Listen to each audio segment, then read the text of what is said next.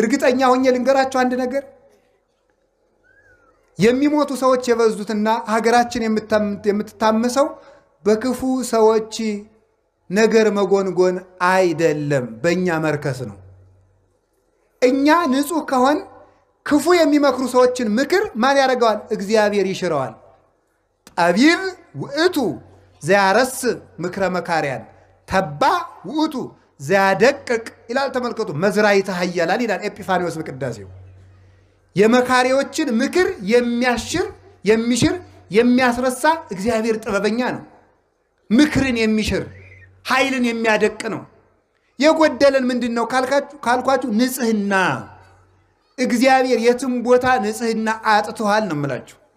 ንጹህ ከሆን እግዚአብሔር የሰው ችግር የለበትም። እግዚአብሔር በሰራዊት አይዋጋም። እግዚአብሔር ዝምታውም ውጊያ ነው። ግን ቅድስና ይሞላል። ህሊናችን ሙቷል። አሁን እኮ እንዲሁ ዝም ብሎ ተስፋ ቁርጥ ያደርግ እኮ ነው ዝም ብሎ ማለት ነው። መንግሥተ ሰማያትን ማን አይቶት ብለህ ነው ይላል።